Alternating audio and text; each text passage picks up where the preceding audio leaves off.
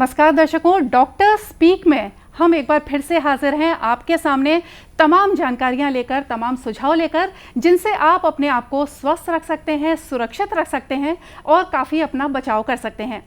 साथियों, इंसान जो है वो बहुत ही मजबूत प्राणी है जो हर तरह की चुनौती का सामना करके आगे बढ़ता ही चला जा रहा है। मानवता इस समय एक बहुत बड़ी चुनौती का सामना कर रही है और वो है कोविड-19।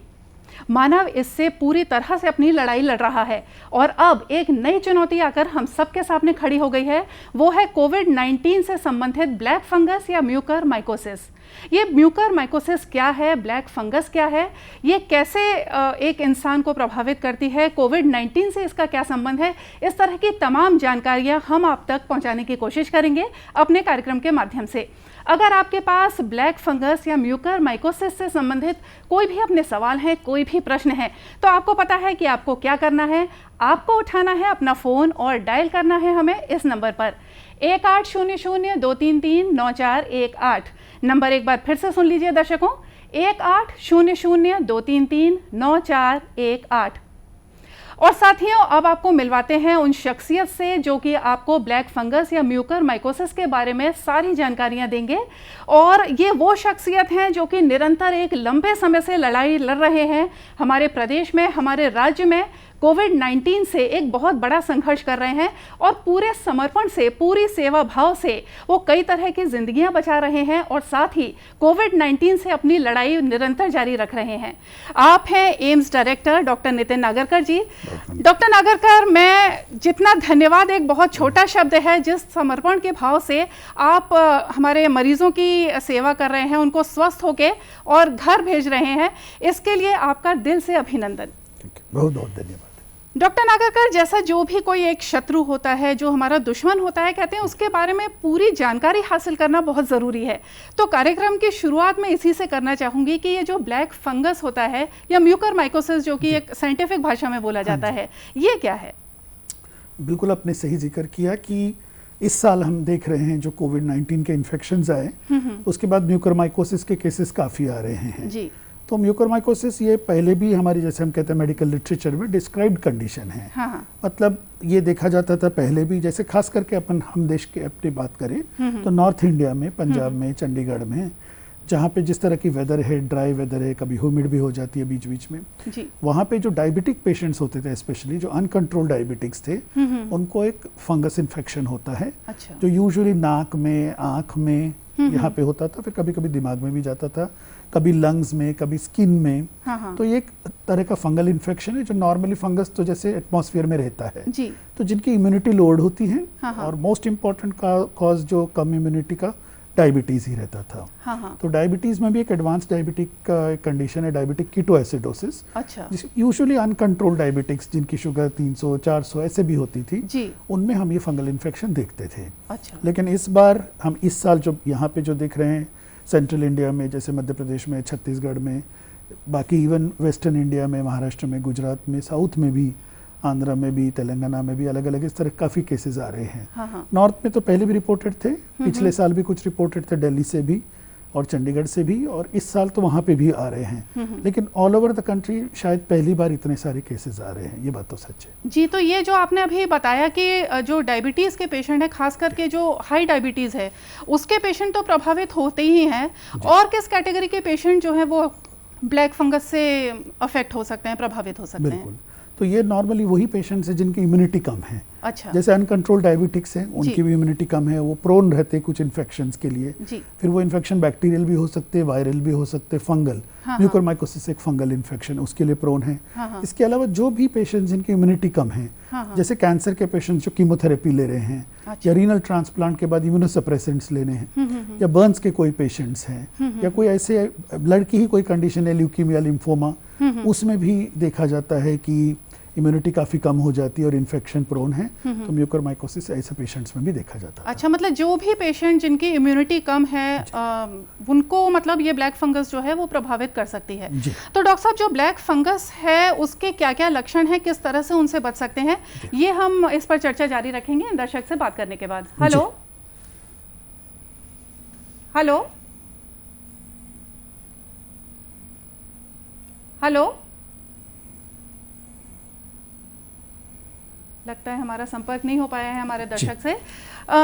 डॉक्टर नागरकर, जैसा कि मैं पहले कह रही थी कि किसी भी बीमारी का सामना करने के लिए अगर शुरुआत में ही अगर हम उसकी पहचान कर लें तो काफ़ी हद तक हम अपना बचाव कर सकते हैं। तो ब्लैक फंगस या जो म्यूकरमाइकोसिस जिसको बोलते हैं, उसके शुरुआती लक्षण क्या होते हैं जिनको कि हमको देखते ही और पहचान लेना चाहिए कि भाई अब हम ब्लैक फंगस से जूझ रहे हैं? जी, जैसे अगर हम पहले तो कहते थे कि जैसे जो इन्फेक्शन यूजुअली नाक से फिर आँख में जाती थी, अब खास करके अगर हम कोविड के इस रिलेशन में बात करें तो खास करके वो पेशेंट्स जिनको डायबिटीज़ था या जिनको फिर स्टीरॉयड भी मिल चुका था उस वक्त अपने जब इलाज किया होगा, और जब इस बार हम देख रहे थे कि लगभग 1 महीने बाद या 15 दिन बाद इस तरह के पेशेंट्स आ रहे हैं जिनको यूजुअली नाक कुछ बंद होने की या नाक में दर्द हो रहा होगा, या आंख में लाल लग रहा होगा, या आंख में स्वेलिंग आ गई, सोजिश आ गई, आंख में देखने में दिक्कत हो रही है, या डबल विजन दिख रहा है, सर में दर्द हो रहा है काफ़ी जो कंट्रोल नहीं हो पा रहा है, इवन जो नॉर्मल अपना पैरास्टामोल लेकर के भी, और किसी किसी को बहुत रेयरली आंख की रोशनी भी पूरी तरह से चली जाती है या लकवा भी मारता है जो बहुत एडवांस्ड कंडीशन में। तो माइल्ड सिम्टम्स भी हैं, जब इनिशियली हो सकता है नाक में थोड़ा सा खाली क्रस्टिंग है, नाक बंद है, या थोड़ा ड्रॉप्स ब्लड का आए और आंख में वो स्वेलिंग चली जाए, तो जल्द से जल्द ऐसे पेशेंट्स को अपने को दिखाना होगा। जी, तो डॉक्टर नागरकर, जैसे जो कोविड-19 के जो मरीज हैं जो कि हॉस्पिटल से स्वस्थ होकर वो घर जा चुके हैं, अगर उनको ये नेजल कंजेशन जैसा जो बोलते हैं नाक का बंद होना है या थोड़ी आंख में स्वेलिंग आए, अगर ये दिखे तो तुरंत ये समझ जाना चाहिए कि भाई अब हम ब्लैक फंगस की तरफ बढ़ सकते हैं। हाँ जी। तो ऐसे में उनको सबसे पहले क्या कदम उठाना चाहिए? जी हाँ, जैसे कि वो अगर तुरंत अगर दिखा देते हैं तो बेस्ट है, क्योंकि वो अपने जो नेक्स्ट जो डॉक्टर हैं जहाँ पे भी जो मेडिकल एडवाइस है वो उसको लेना चाहिए जा करके, क्योंकि नहीं तो फिर ये जो स्वेलिंग है, जो इन्फेक्शन है, लगातार स्प्रेड होते रहते हैं। इसके साथ यही प्रॉब्लम है, इनिशियली कम होगा, नाक में ही होगा या थोड़ी सी आंख में स्वेलिंग है, बाद में फिर वो तालू में भी चली जाती है, वो तालू भी काला हो सकता है, उसमें छेद हो सकता है, जो चेहरे का स्किन है उसमें भी हो सकता है वो कालेपन जो है, डार्क पैचेस आने लग जाए, नेक्रोसिस बोलते हैं जो डेड टिश्यू होता है। तो मेरे ख्याल से जो भी अपने जो आसपास के जो डॉक्टर्स हों उनके पास चले जाएं और जरूर उनको अपनी हिस्ट्री बताएं कि हमारा कोविड में या किसी भी चीज़ के लिए इलाज हुआ हो, या डायबिटिक थे, डायबिटीज़ अब कंट्रोल में कितना है, वो बहुत ज़्यादा ज़रूरी है इस वक्त, क्योंकि घर जाने के बाद भी प्रॉपर डायबिटीज़ का कंट्रोल, क्योंकि ये पेशेंट्स डिस्चार्ज होने के बाद, स्पेशली ये पेशेंट जब हॉस्पिटलाइज्ड रहते हैं तो स्टीरॉयड की वजह से शुगर बढ़ने की संभावना रहती है, जी बिल्कुल, जो खास करके ऑलरेडी डायबिटिक थे। इवन कुछ नॉन डायबिटिक होते हैं जो बॉर्डर लाइन, उनकी भी शुगर बढ़ जाती है। तो ये जब भी छुट्टी होके चले जाएं तो प्रॉपर अपना शुगर को मॉनिटर करें, और ये जो हम अर्ली जो लक्षण बता रहे थे वो जाके तुरंत अपने डॉक्टर्स की सलाह लें। जी, तो इंडिया जैसा कि जो डायबिटिक कैपिटल माना जा रहा है वर्ल्ड का, तो उसमें काफ़ी ध्यान देने की ज़रूरत है।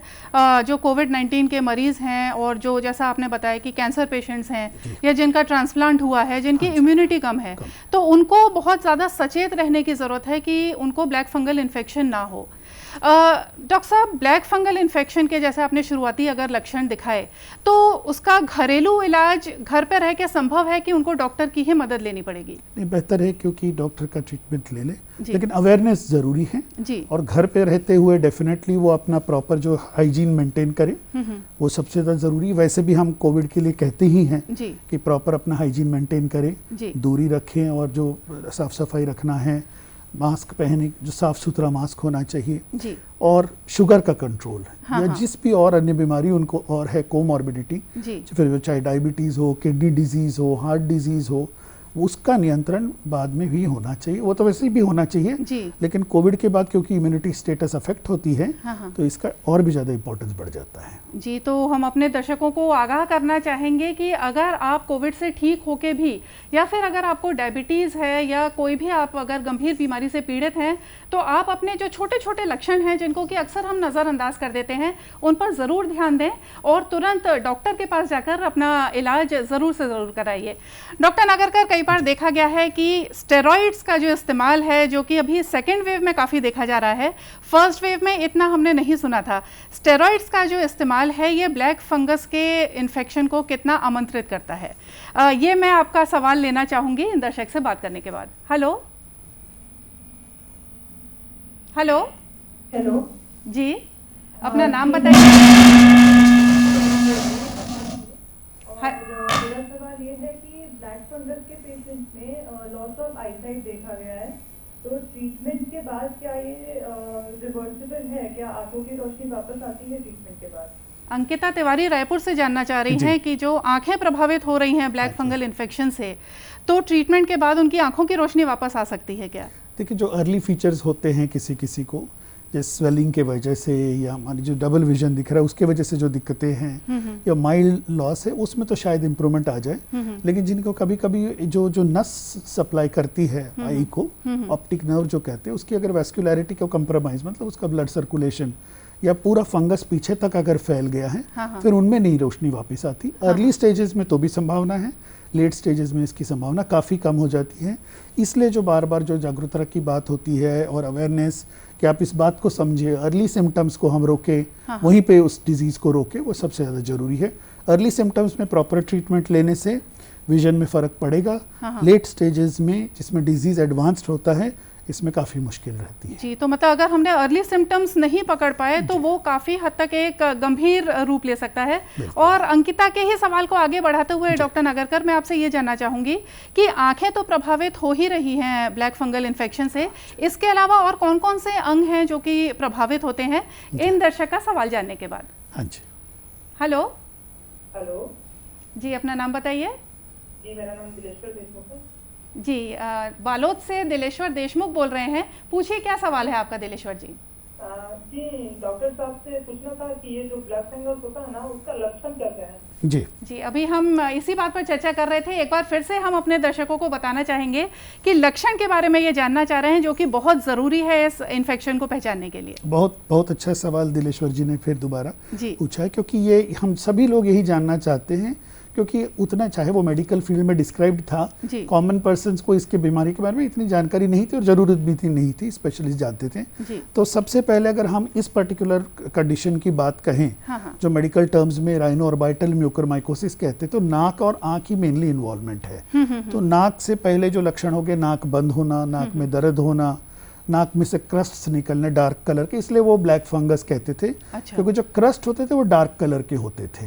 या जो अंदर एक परत सी बनती है नेजल कैविटी में, वो ब्लैक कलर की होती है। तो इसलिए कुछ लोगों ने ब्लैक फंगस, ऑल्दो हम लोग तो मेडिकल टर्म्स में इसको म्यूकोरमाइकोसिस ही कहते हैं। तो नाक के रास्ते से फिर वो आंख में चला जाता है।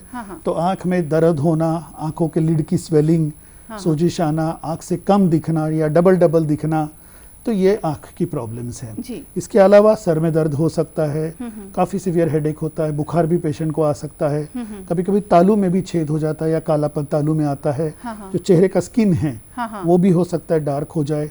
कभी कभी किसी को लंग्स में भी इन्फेक्शन म्यूकोरमाइकोसिस की वजह से हो सकती है, बॉडी के अन्य पार्ट्स में भी हो सकता है। लेकिन ये जो पर्टिकुलर कंडीशन है अभी जो हम बात बोल रहे हैं, वो नाक और आंख के ही मेन सिम्टम्स थे। जी, तो मतलब जैसा कि मैं पहले आपसे पूछ रही थी कि नाक और आंख जो है वो मेन अंग होते हैं जो कि म्यूकरमाइकोसिस से प्रभावित होते हैं। एक और सवाल, एक और दर्शक हमसे जुड़ना चाह रहे हैं, आइए जानते हैं इनका सवाल। हेलो। जी नमस्कार, अपना नाम बताइए। श्याम सुंदर। जी, श्याम सुंदर जी, पूछिए क्या सवाल है आपका? मैडम सवाल मेरा ये है, मेरे बच्ची को अभी मेरे गांव में पॉजिटिव, मतलब चेकअप हुआ था। कोरोना पॉजिटिव था, तो उनको प्रोसेस सिस्टम मिले थे और गवर्नमेंट की ओर से उनको शुरू हुई थी। तो कितने दिन तक वो शुरू रखना पड़ेगा मैडम? मेरे ख्याल से एक बार और इनसे सवाल दोहराने के लिए मैं बोलूँगी। श्याम सुंदर जी, आप एक बार फिर से अपना सवाल दोहराएंगे जिससे हम स्पष्ट तौर पर आपका सवाल जान सकें। मैडम, मेरे बच्चे को सिम्टम मिले थे थोड़े। अच्छा जी जी। तो उनको अभी गवर्नमेंट की औषध अभी शुरू है। जी।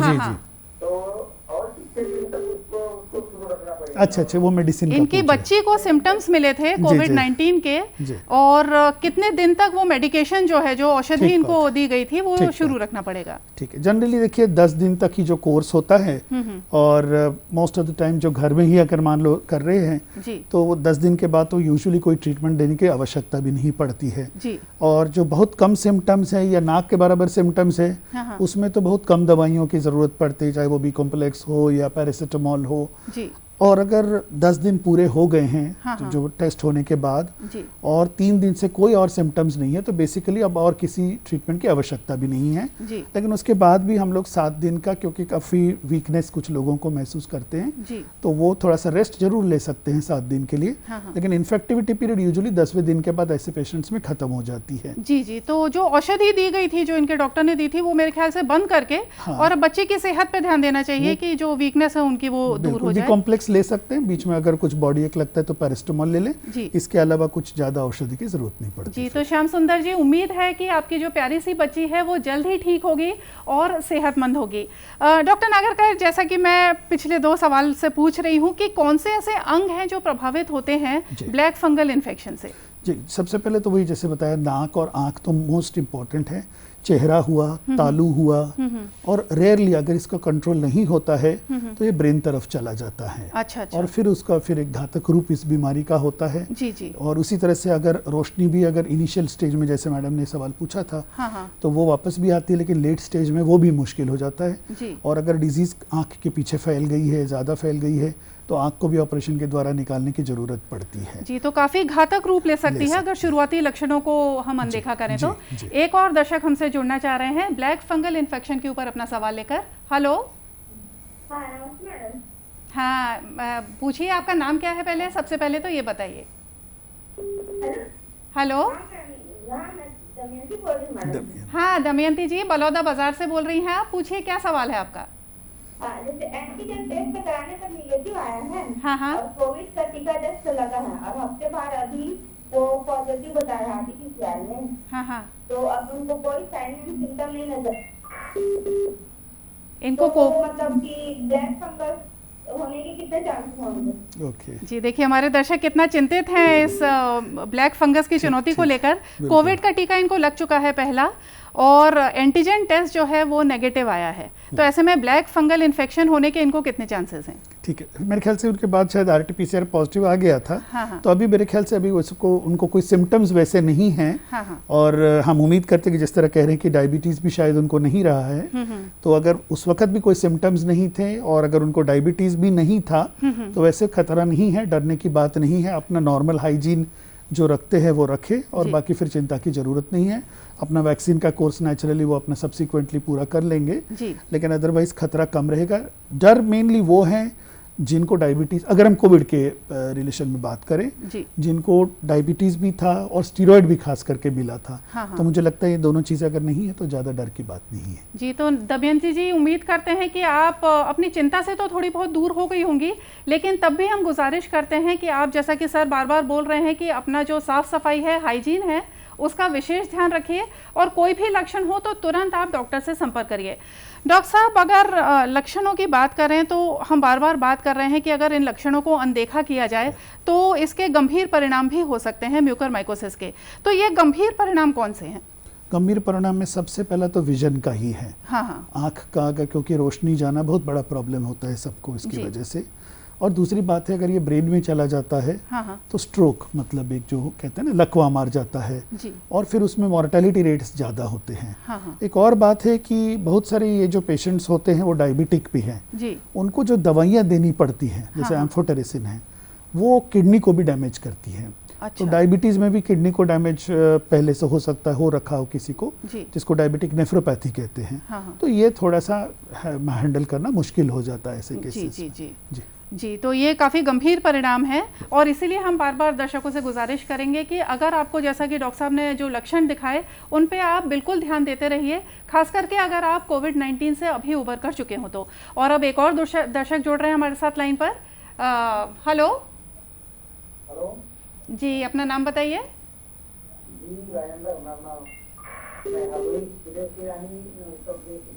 जी जी राजेंद्र जी, बहुत बहुत स्वागत है हमारे कार्यक्रम में। देखिए कितने दूर दूर से हमारे पास दर्शकों के प्रश्न आ रहे हैं। पूछिए राजेंद्र जी, क्या सवाल है आपका? सवाल ये था मैडम जी, जैसे हम कह रहे थे, जैसे अभी यानी चर्चा चल रही थी, इसमें हमको यानी ये पता करना था ब्लैक फंगस है जो यानी किसी उम्र यानी विशेष के लिए यानी होता है। और एक हमारे साथी यानी उसमें कोरोना पॉजिटिव निकले थे। हाँ हाँ। और उनको जो है वो ठीक हो गए हैं, उनको शुगर भी था। हाँ हाँ। तो मैं दोबारा जांच करवाएं। तो नेगेटिव आया है। तो ये हमारा पूछना था जो ब्लड सिंगस है ये किसी यानी छोटे यानी बच्चों यानी की उम्र यानी कैसा क्या है, चलिए कैसा बात यानी इम्पैक्ट कर सकता है। जी जी जी जी हाँ, ये जानना चाह रहे हैं कि बिल्कुल किस उम्र में होता है। देखिए यूजुअली इम्यूनिटी एल्डरली में कम रहती है अगर हम बात करें, जी खास करके फिर वही बात है बार बार होती है डायबिटिक्स की, जो काफ़ी साल तक उनका डायबिटीज़ रहा है, जी एल्डरली भी है, उनकी इम्यूनिटी डेफिनेटली ज़्यादा लोअर रहती है। जी जो हम लोग के पास पेशेंट्स भी जो आ रहे हैं, हम लोग यूजुअली देख रहे हैं वो 50, 60, 70 इसी एज ग्रुप के यूजुअली इस तरह का म्यूकरमाइकोसिस का इन्फेक्शन लेके आ रहे हैं। जी लेकिन ऐसा नहीं है कि बच्चों में नहीं हो सकता। हाँ हाँ हम लोगों ने जब इवन जब डायबिटिक पेशेंट्स अनकंट्रोल्ड आते थे, जी जिनको बचपन से डायबिटीज़ होता है, ऐसे भी कुछ कंडीशंस उसमें भी म्यूकरमाइकोसिस देखा जाता था। हाँ हाँ तो बचपन में हो सकता है, लेकिन यूजुअली ये केसेस क्योंकि एल्डरली में ही ज़्यादा थे जी और ट्रीटमेंट भी स्टीरॉयड और इस तरह का एल्डरली में ही ज़्यादा रहा है, जी और शुगर की बीमारी भी उन्हीं में ज़्यादा थी, जी इसलिए ज़्यादा करके केसेस एल्डरली में थे। बच्चों में हो सकता है, तो ये सावधानी तो उनको भी बरतनी खास है। करके वो बच्चे जो कि थोड़ी गंभीर बीमारी से जी, पीड़ित हो, पीड़ित जिनको हो। कैंसर हो या डायबिटीज जी, हो, जी। तो उनको भी ब्लैक फंगस हो सकता खतरा है। रहता है, बिल्कुल सही जी है जी ये। और आजकल तो देखा जा रहा है डॉक्टर साहब की जो सेकेंड वेव आई है उसमें हाँ जी। बच्चे भी काफी प्रभावित हो रहे हैं। बिल्कुल। तो क्या ऐसे बच्चे जिनको कि कोविड-19 होके चुका है उनको भी ब्लैक फंगस का खतरा रहता है? जी हाँ, खास करके वही अगर हम बात करें कि जिनकी इम्यूनिटी की अगर हम बात करें, हाँ हाँ जैसे आपने कहा कि बच्चों में भी जो इंसुलिन डिपेंडेंट डायबिटीज़ कहते हैं IDDM, जी जी वो होता है, उसमें भी म्यूकर का खतरा उनमें भी रहता है। हाँ हाँ या कैंसर से पीड़ित के ल्यूकेमिया लिम्फोमा जो है, ब्लड कैंसर्स हैं, जी वो भी इस तरह के कभी कभी कोविड से ग्रसित होते हैं, हाँ हाँ तो उनमें भी एक खतरा है। लेकिन अडल्ट्स में ज़्यादा, उनके नंबर्स ज़्यादा अडल्ट्स। जी जी और आइए अब जानते हैं दर्शक का सवाल। हेलो जी, अपना नाम बताइए। मैं अनुज कुमार मिश्रा बोल रहा हूँ पटना बिहार से। जी अनुज जी, स्वागत है हमारे कार्यक्रम में, पूछिए क्या सवाल है आपका। डॉक्टर मैं पूछना था, मेरी 5 मई को छुट्टी हुई है, मेरी कोविड का ICU में भर्ती था हाँ हाँ और अभी जो ठीक ठाक हूँ, तो ये प्रिकॉशन जो ब्लड फंगस का कितने दिनों तक रखना पड़ेगा? चलिए, बहुत अच्छा सवाल बहुत पूछा है। इन्होंने कि अभी अभी इनकी छुट्टी हुई जी है। जी अनुज जी, बस हाँ हाँ जी जी जी बिल्कुल। अब मैं बस एक सवाल पूछना चाहूँगा अनुज जी कि आपको डायबिटीज़ है या नहीं है? हाँ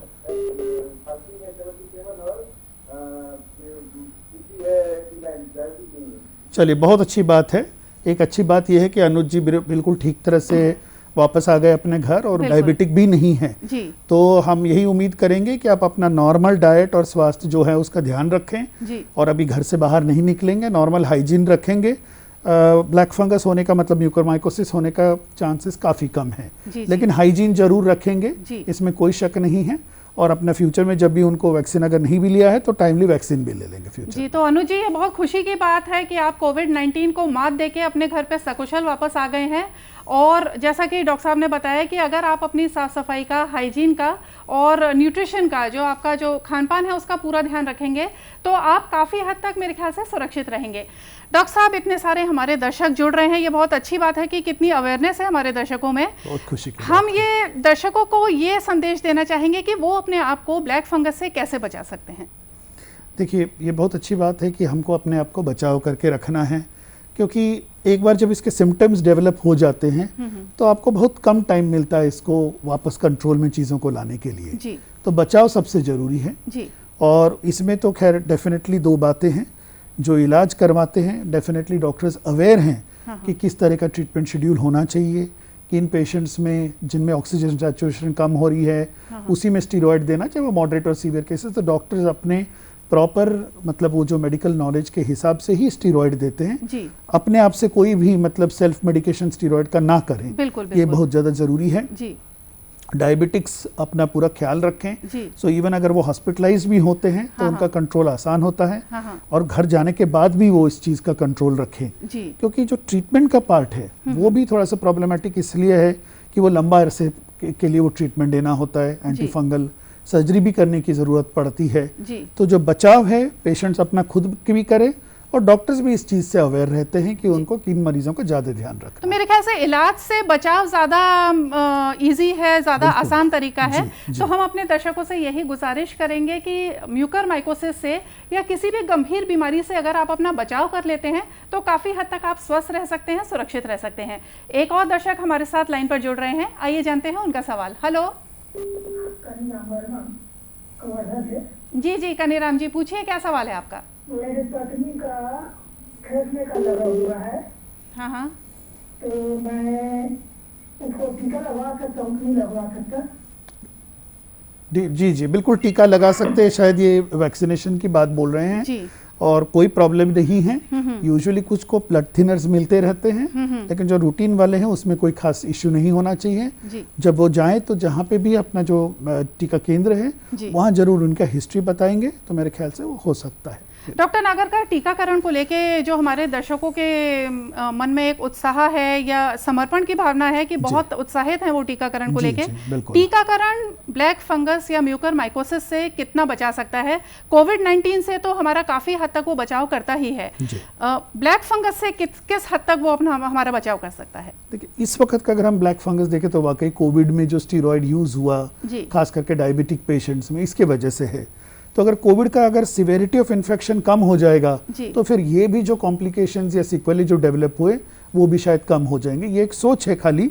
वैक्सीनेशन जरूर लगाएं, क्योंकि अगर उसके बाद भी अगर संक्रमण होता है तो उसकी सिवेरिटी डेफिनेटली कम होती है। जी, तो जो हम अपने सुरक्षा के उपाय करते आ रहे हैं, मास्क है, वैक्सीनेशन है, सोशल डिस्टेंसिंग है और हैंड सैनिटाइजेशन है, इससे हम कोविड-19 के साथ साथ काफी हद तक मेरे ख्याल से ब्लैक फंगस से भी अपने आप को बचा सकते हैं। बिल्कुल, ये कॉमन चीजें हैं और करनी है सब। जी डॉक्टर नागरकर, आपने इस जो नई चुनौती के बारे में हमारे दर्शकों को इतनी जानकारी दी और कितनी दूर दूर से हमारे दर्शकों के फोन हमारे पास आए, आपने उनका निराकरण किया, इसके लिए आपका बहुत बहुत धन्यवाद। तो दर्शकों, देखा आपने कि अगर हम मास्क का प्रयोग करेंगे, सोशल डिस्टेंसिंग और हैंड सैनिटाइजेशन का पालन करेंगे तो काफ़ी हद तक हम कोविड-19 और ब्लैक फंगस दोनों से अपने आप को बचा सकते हैं। उम्मीद है कि आज का यह हमारा कार्यक्रम आपको ज़रूर पसंद आया होगा। इसी के साथ हमको दीजिए इजाज़त। नमस्कार।